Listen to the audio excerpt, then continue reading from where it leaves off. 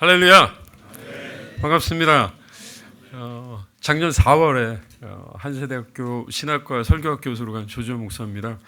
그 전에 순복음 선교연합회에서 계속 또 교회를 섬기고 그랬습니다. 학교 갔더니 지금 이제 매 주일마다 또 당회장님 명령이 있으셔가지고 순복음 선교연합회에서 협동 목사로 계속 섬기고 있습니다. 학교 가면 교회보다 어떠냐? 또 우리 동료, 우리 목회자들 자주 물어봐요. 교회가 좋습니다. 또 물론 또 학교 가서는 학교가 좋다고 또 해야겠죠. 또 오늘 이렇게 귀한 자리에 오늘부터 3주간 우리 장로님들하고 말씀 이렇게 나누게 됐는데요. 너무 귀한 자리 또 허락해 주셔서 감사하고 또 나누는 말씀을 통해서 하나님의 또 귀한 은혜가 이렇게 있기를 축복합니다. 우리 전후 좌우 계신 분들 한번 인사하겠습니다. 반갑습니다. 축복합니다.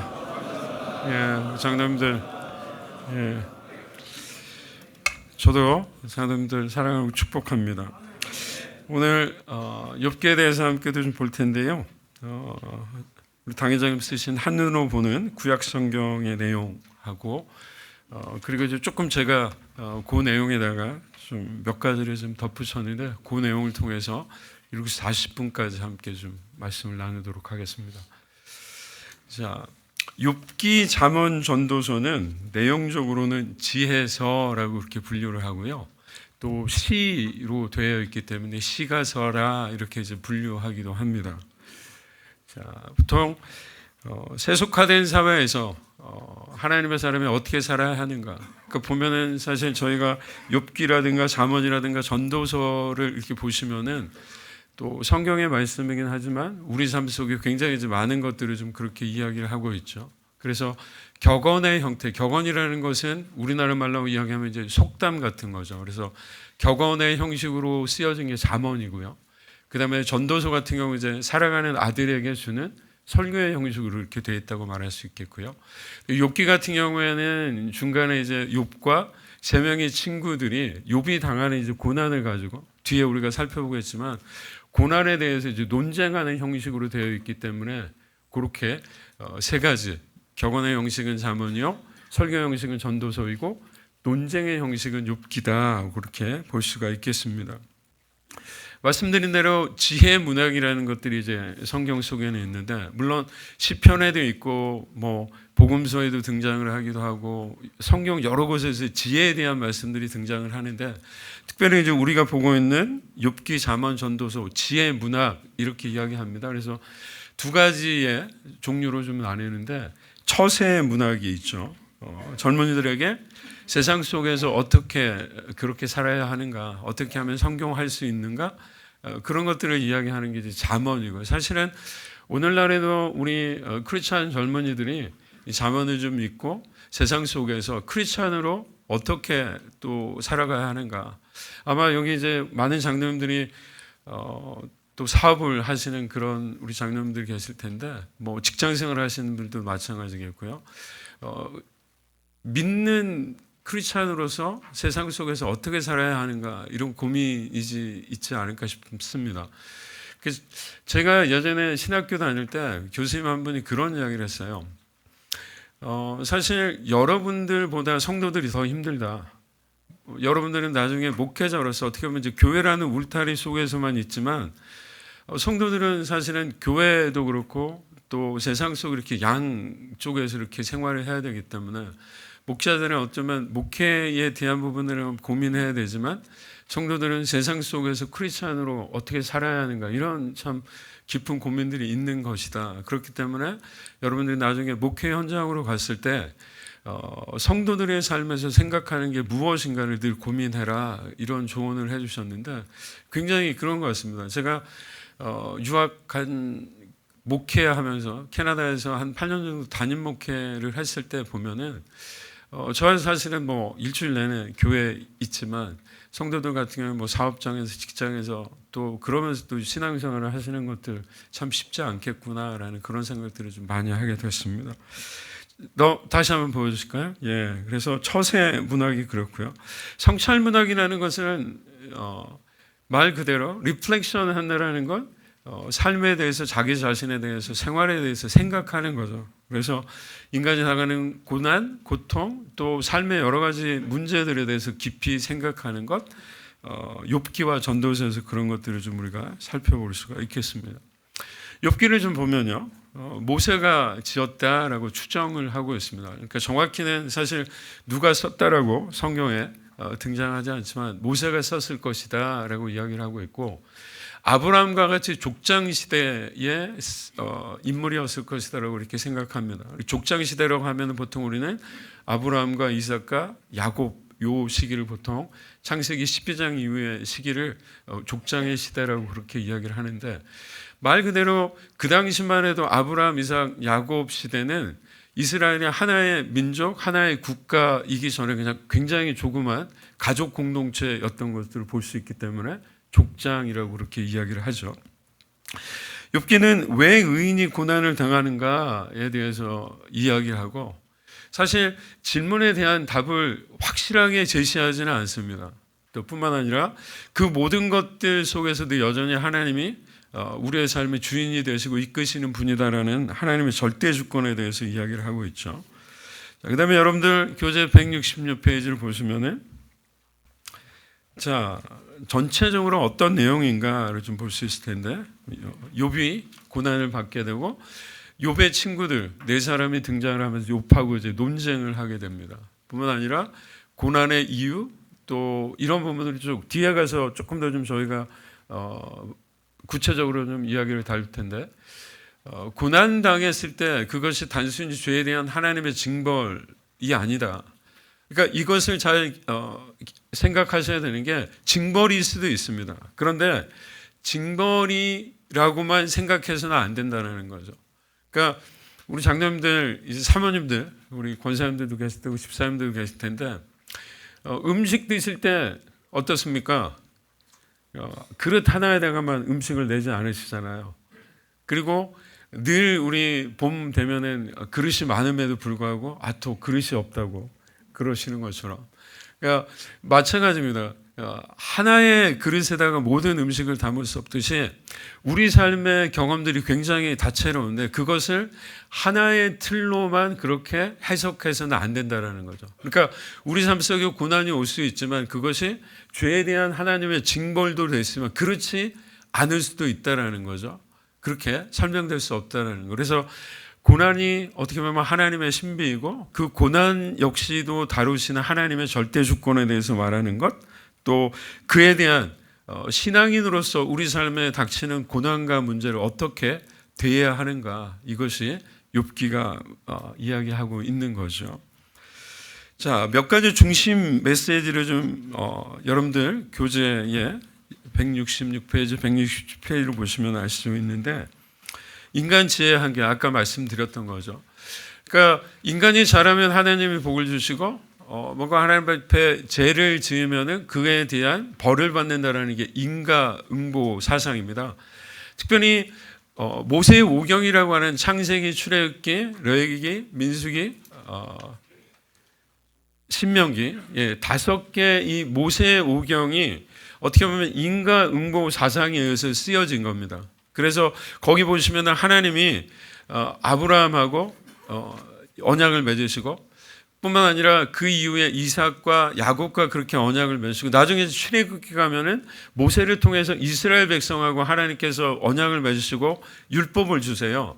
그래서 그 언약의 중심을 보면은 이스라엘 백성들이 하나님의 말씀을 율법대로 살게 되면은 복을 받지만 그렇지 않을 때는 벌을 받는다라는 특별히 이제 신명기에 등장하는 이스라엘 백성들이 가나안 땅으로 들어가기 바로 전에 모세를 통해서 주는 하나님의 말씀 속에서 그게 굉장히 분명하게 등장을 하게 됩니다. 그런데 이 인과응보 사상 하나만으로 이 삶 속의 여러 가지 문제들을 모두 다 설명할 수 없다라는 것들을 말하고 있는 거죠. 자, 그 다음에 고난에 대해서 우리가 통찰을 욥기를 통해서 하게 되는데 욥은 인간이 하나님의 정의를 판단할 지식이나 자격이 없음을 깨달죠. 그러니까 어떻게 하는 의미에서는 고난 자체도 하나님의 커다란 섭리, 계획 속에서 욥에게 온 것인데 그것을 욥의 인간의 어떤 기준을 통해서 그것을 판단하는데 그것이 잘못됐다는 걸 나중에 깨닫게 됩니다. 나중에 또 뒷부분에서 이야기를 하겠습니다. 의인도 고난을 받을 수 있으며 그 이유는 인간의 지혜로 이해할 수 없는 하나님의 섭리에 속한다는. 욥기가 여러분 왜 중요하냐면요. 의인도 고난을 당할 수 있지 않습니까? 그 의롭다라는 건 도대체 무엇인가? 성경 속에서 의롭다라고 하는 것은 영어로 하면 의라는 게 righteousness거든요. 그러니까 right하다라는 것은 옳다라는 의미도 있지만 바르다라는 의미죠. 그래서 하나님 앞에서 의인이다라고 하는 것은 하나님하고 그 사람하고 관계가 right, 올바로 관계를 맺고 있다는 그런 의미입니다.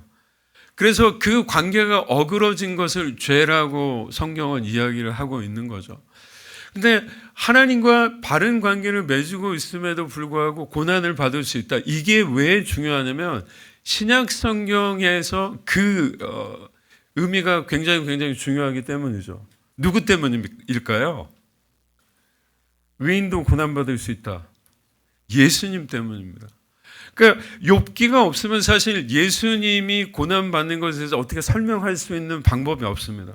그런데 욥기를 통해서 하나님하고 옳은 관계를 맺는, 어떤 의미에서는 하나님 자신이 인간을 위해서 죽는다라는 그 사상이 욥기에서도 굉장히 밑바닥에 깔려 있는 것들을 우리가 볼 수가 있는 거겠죠. 그래서 욥기를 이해하는 게 어떤 의미에서 예수 그리스도 이 땅의 성육신과 십자가에서 고난과 죽음을 이해하는 굉장히 중요한 렌즈가 된다라는 사실들을 좀 생각해 볼 수가 있겠습니다.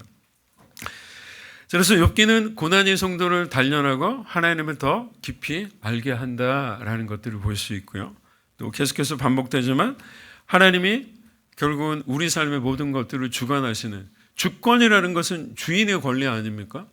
사실 죄라는 게 이전에 한번 이거 장로회 와가지고 죄란 무엇인가에 대해서 한번 알았었는데, 인간의 죄, 아담과 하와의 죄를 우리는 많은 경우에 하나님의 말씀, 그 선악과의 열매를 따먹지 말라는 하나님의 말씀을 어겼다라고 생각하는데 맞습니다.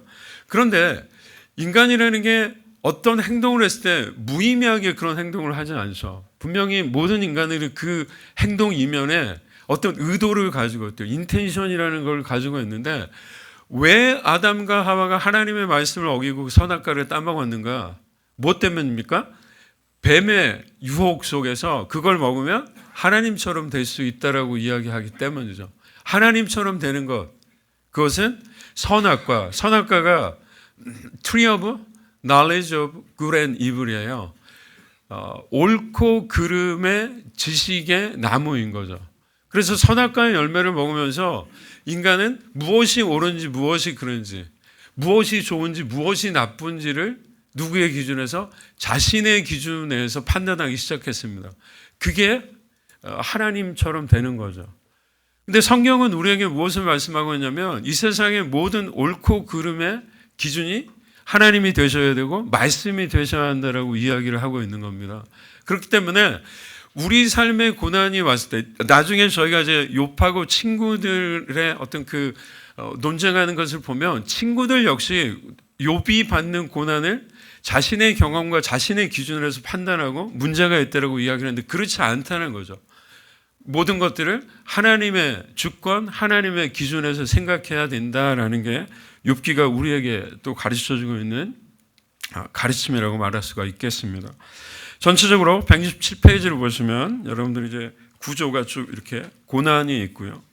고난에 대한 논쟁이 있고 욥의 회복, 이렇게 세 구조로 되어 있는데 재미있는 것은 지금 욥의 고난과 욥의 회복은 여러분들이 욥기를 읽어보시면 알겠지만은 이야기처럼 되어 있습니다. 산문이죠. 이야기로 되어 있고 중간에 욥의 고난에 대한 하나님의 이야기라든가 친구들과의 논쟁은 운문, 시로 되어 있습니다. 사실 우리 성경에서는 그게 그렇게 잘 드러나지 않는데 히브리 성경이나 영어 성경을 보시면 확연하게 구분이 되어 있습니다. 그래서 그런 것들을 좀 눈여겨보시면 또 욥기를 읽는 재미가 있지 않을까 이렇게 생각이 되는데요.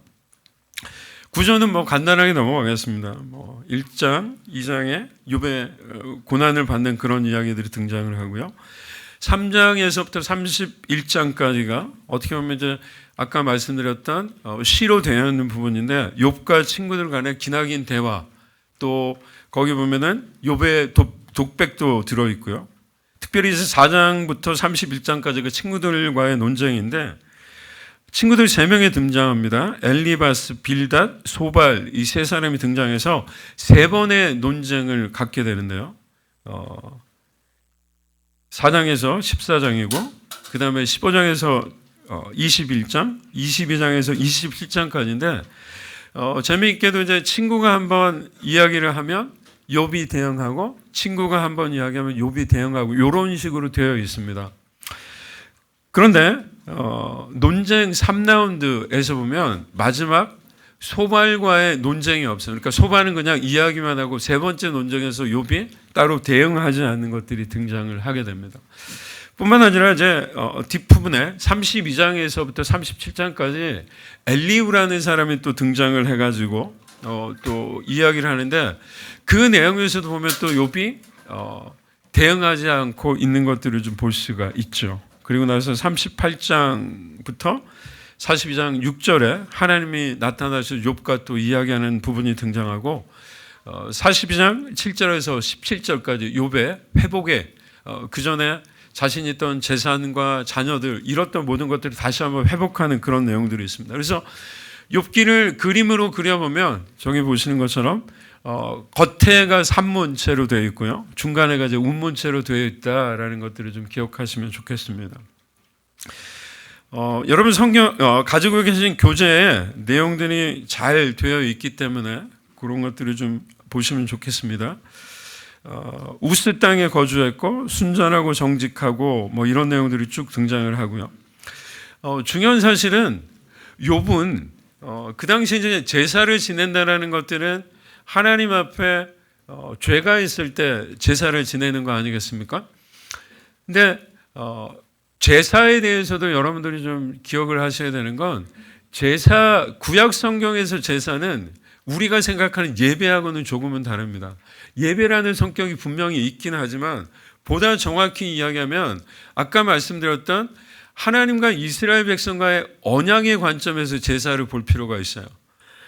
여러분들이 뭐 집이라든가 아니면 어떤 사업이랑 계약서를 쓰면 뭐 갑과 을이 있어가지고 그렇게 계약을 하지 않습니까? 근데 그 갑과 을의 계약을 하면서 계약의 내용들이 또 있죠. 그래서 계약의 내용을 어기게 되면 그 계약 자체가 파기가 되는 거겠죠. 하나님하고 인간 사이에 계약을 하고 그 계약의 조항이 뭐냐면 율법입니다. 그런데 그 율법을 놓고 하나님하고 인간 사이에 누가 그 율법, 계약의 조항을 어길까요? 당연히 하나님이 아니라 인간이겠죠. 그렇게 되면 아브라함, 창세기 15장에 보면 아브라함하고 하나님하고 계약을 맺을 때 짐승을 반으로 쪼개 놓습니다. 근데 그건 무슨 의미냐면 언약 당사자가 언약의 내용을 파기했을 때 짐승이 찢겨지듯이 죽음을 당한다는 그런 의미예요. 그러니까 죽음을 당하지 않으려면 어떻게 해야 됩니까? 최선을 다해서 그 언약의 내용, 그 계약의 내용을 지켜야겠죠. 그런데 말씀드렸듯이 인간이 모든 것들을 할 수가 없는 겁니다.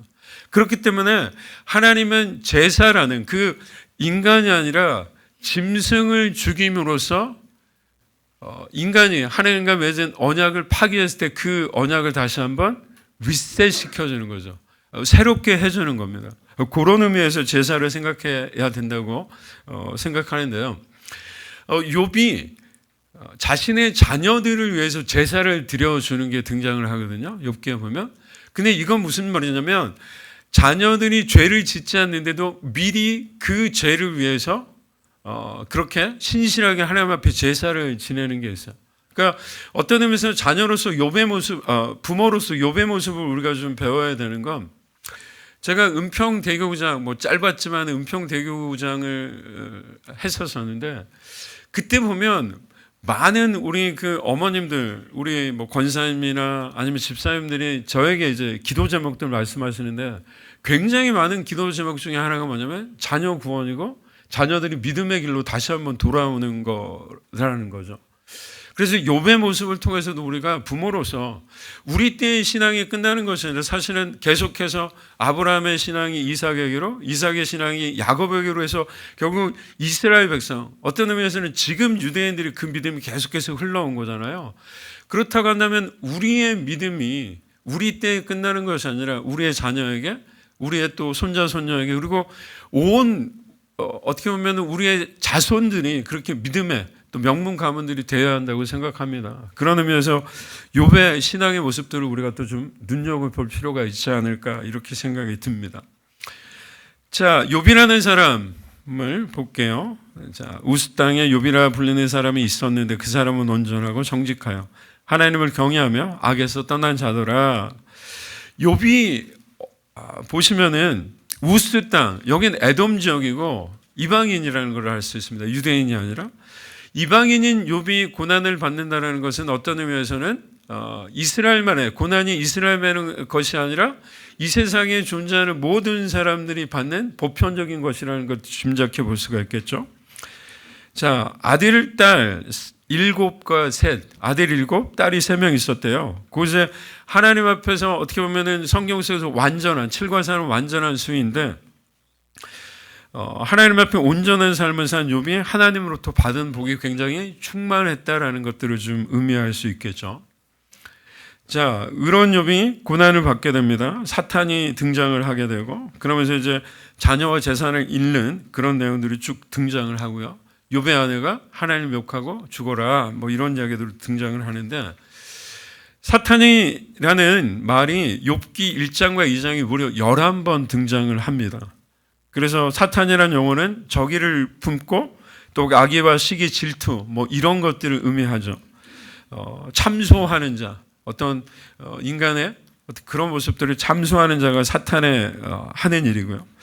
그러나 중요한 것은 그럼에도 불구하고 사탄은 여전히 욥기로 보면 하나님의 통제 아래에 있다는 것들을 좀 우리가 기억할 필요가 있습니다. 사탄이 욥을 하나님 앞에 참소하는 이유가 뭐냐면 기복신앙 이것 때문인데요. 사탄이 야훼께 대답하여 이르되 욥이 어찌 까닭없이 하나님을 경외하리이까? 주께서 그와 그의 집과 그의 모든 소유물을 울타리로 두심 때문이 아니니까. 저기 보면은 그와 또 그의 집과 그의 모든 소유물을 하나님 울타리로 하나님이 보호하기 때문에 그가 하나님 앞에 경외하는 게 아닙니까? 이렇게 이야기를 하고 있어요. 그라고 했을 때 욥 자신인데 이것은 욥의 현재입니다. 그의 집, 그의 안에 있는 자녀들, 욥의 미래이겠죠. 그리고 그가 소유했던 모든 소유물, 지금까지 욥이 열심히 노력해서 모아놓은 그런 소유물, 욥의 과거입니다. 그래서 욥의 현재와 미래와 과거에 하나님이 그렇게 복을 주시고 울타리로 보호해 주셨기 때문에 욥이 하나님을 경외하는 게 아닙니까? 라고 사탄이 하나님에게 욥을 고발하죠.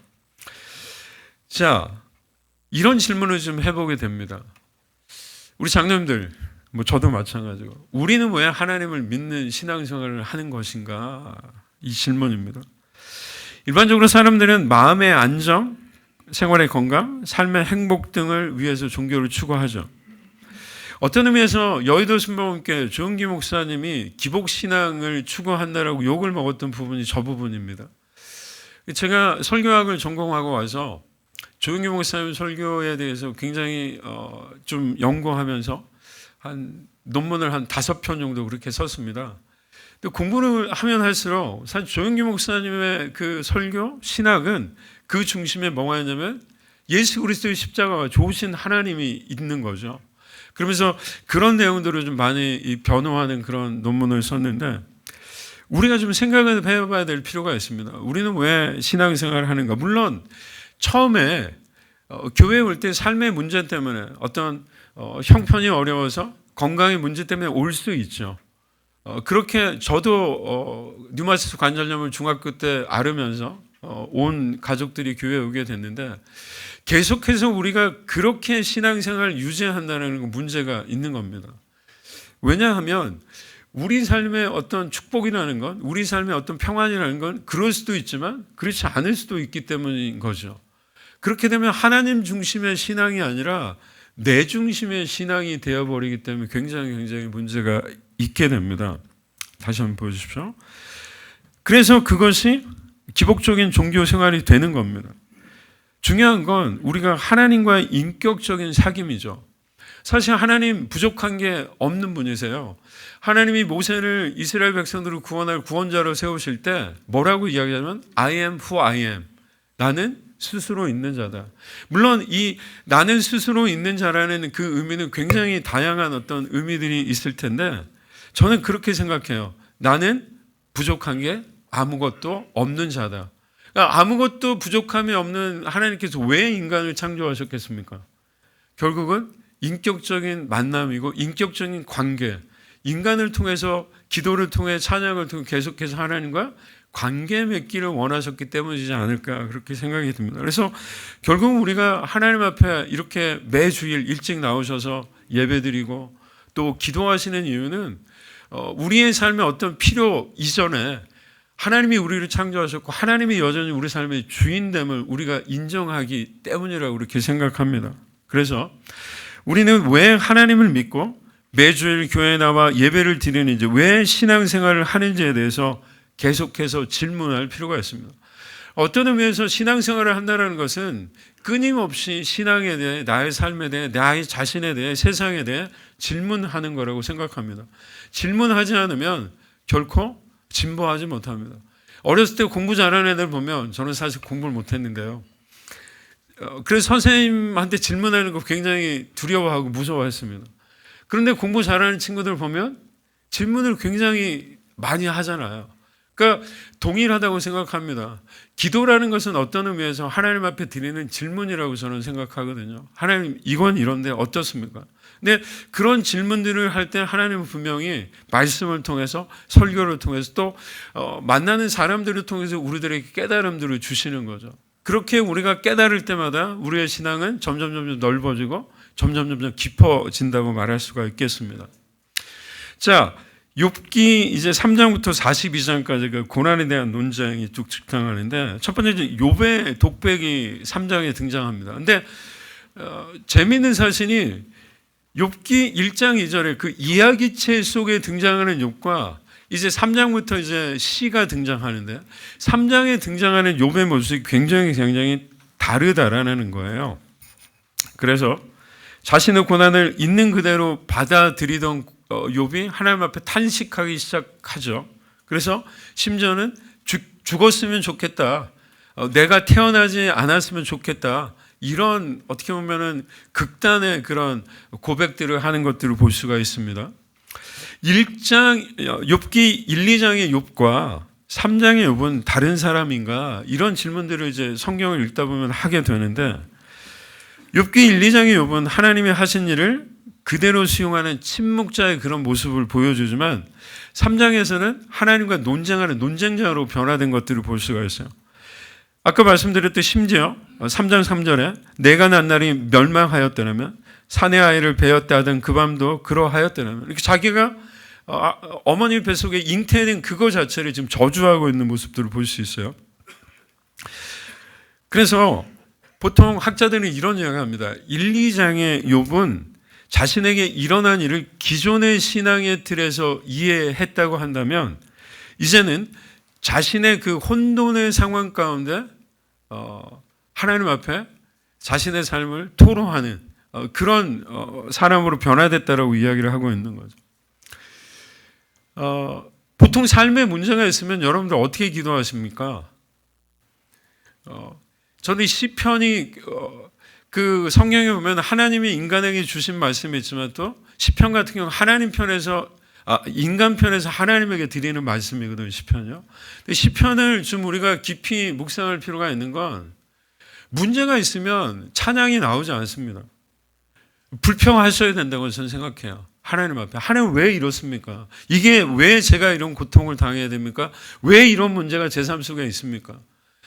그렇지 않으면 우리 삶의 문제들이 해결되지 않는 거죠.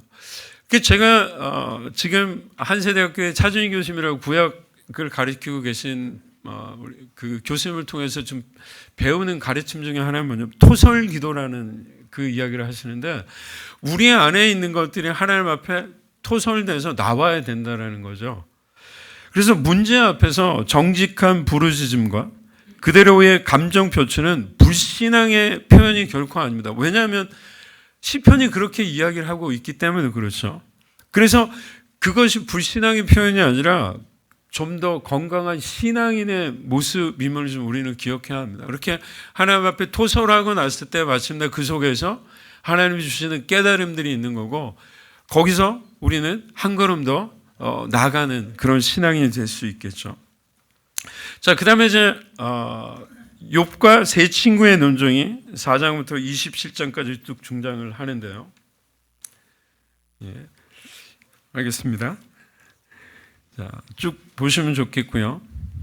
그리고 나서 28장부터 31장까지 욥이 참된 지혜의 길은 오직 하나님만이 아신다고 노래하는 그 고난의 일을 온전히 마침내 이해할 수 없는 거구나라고 인정을 하게 되죠. 아까 말씀드렸듯이 하나님 앞에 그렇게 이야기를 하고 친구들하고 논쟁하고 나서, 그러니까 어떤 의미에서 고난이라는 것은 우리 삶의 모습을 조금 더 좀 다른 관점에서 보게 하는 거죠. 아, 이런 것도 있었지만 이렇게도 볼 수 있구나.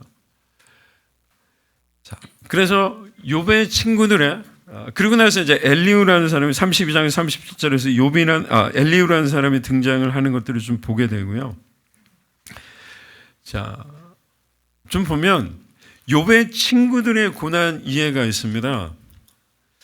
엘리바스, 빌닷, 소발, 이 사람들이 이해하는 고난은 인과응보의 고난 이해예요. 그래서 욥을 보면서 왜 욥이 고난을 당할까? 욥의 고난의 원인을 추구하는 그런 모습인 거죠. 그러면서 세상에 죄 없이 망한 사람이 없어. 뭔가 지금 너가 고통당하고 있는 거기에는 원인이 있을 거야를 추구하는 사람들이에요.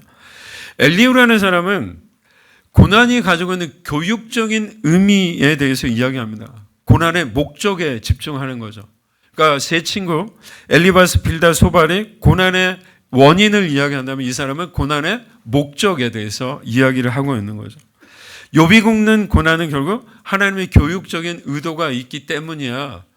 사실 첫 번째 엘리바스, 빌닷, 소발의 고난 이해를 사실 어떤 의미에서 좀 받아들이기 어려운 부분이 있지만, 한편으로 엘리후가 이야기해요. 고난의 목적이 분명히 뭔가 하나님 우리들에게 깨달음을 주시는 것들이 있다는 측면에서 엘리후의 이야기를 좀 받아들여야 될 부분이 있지 않을까 그렇게 생각됩니다. 자, 그런데 욥의 친구들의 문제는 무엇인가?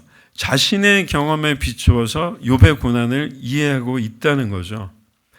다른 사람의 형편이나 고통을 제대로 이해하지 못한 채 일방적으로 충고할 때가 있는 거죠. 저희들도 마찬가지지 않습니까? 어떤 사람이 어떤 문제를 맞닥뜨렸을 때 저 사람이 정말 힘들겠다라고 이해하기 이전에 우리는 저 사람이 뭘 잘못했지? 뭐가 문제지? 저희들 스스로도 마찬가지 아닙니까? 우리 삶에 어떤 문제가 있을 때 내가 하나님 앞에 무엇을 잘못했을까? 이렇게 사실은 먼저 생각하는 게 저희들의 모습이기 때문에 그렇습니다. 그런데 사실 우리의 경험으로 어떻게 하나님이 행하시는 모든 일들을 판단할 수가 있겠습니까? 자, 마지막으로 이제 하나님이 현현하셔서 여러 가지 질문들을 쭉 하시는데, 재미있는 사실은 욥이 하나님 앞에 던졌던 질문에 아무것도 대답해 주시지 않으세요. 대신 하나님께서 이 천지 만물을 창조하셨고 여전히 그 천지 만물의 모든 것들을 주관하시고 다스린다는 하나님의 주권에 대해서 이야기하고 있는 것들을 볼 수가 있습니다. 무죄한 인간이 하나님의 뜻을 온전히 헤아릴 수 없다라고 이야기를 하고 있죠. 자, 욥의 신앙을 통해서 아까 말씀드렸듯이 욥은 질문하는 신앙인이었습니다. 하나님 앞에 순종하는 신앙, 아멘하는 신앙도 중요하지만 하나님 무조건 아멘하는 신앙이 아니라 때로는 우리가 자유의지를 가졌기 때문에 삶의 문제를 앞에서 하나님 앞에 질문해야 된다라고 이 욥기를 통해서 좀 생각해 볼 수가 있겠습니다. 결국 하나님이 42장 7절과 10절에서 회복해 주시죠.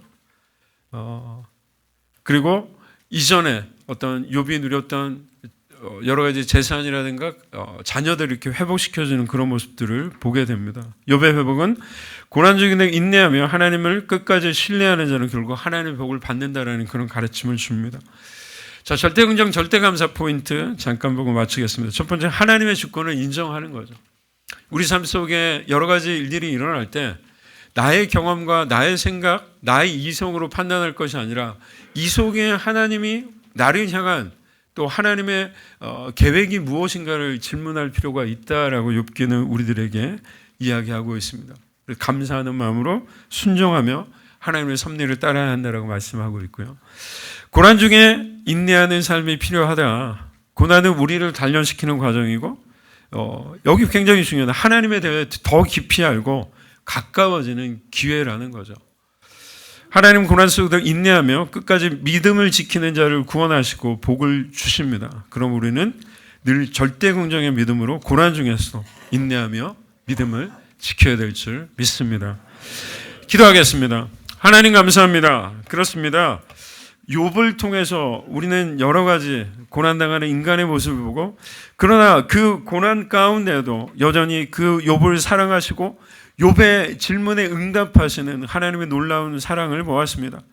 우리가 삶 속에 문제를 만날 때, 고난을 당할 때 좌절하거나 낙담하지 않게 하여 주시고, 그 고난 가운데, 문제 가운데 있는 하나님의 손길, 하나님의 섭리, 하나님의 다스림을 기억하는 믿음의 백성들 되게 하여 주시옵소서. 세신 장로의 안병강 장로님과 모든 임원 장로님들을 기억하여 주시고 지혜 주셔서 이 장로가 날로 부흥되게 하시고, 정말로 여의도 순복음교회 기둥 같은 장독님들을 통하여서 사랑하는 교회가 날마다 부흥하게 하시고 복되게 하시고, 하나님의 놀라운 증거되는 그 복음을 증거하는 장로회로 서게 하여 주시옵소서. 장로회 한 분 한 분을 기억하시고 저들 삶의 영혼이 잘되고 범사가 잘되고 강건케 되는 복을 허락하여 주시옵소서. 감사하고 예수님의 이름으로 기도합니다. 아멘.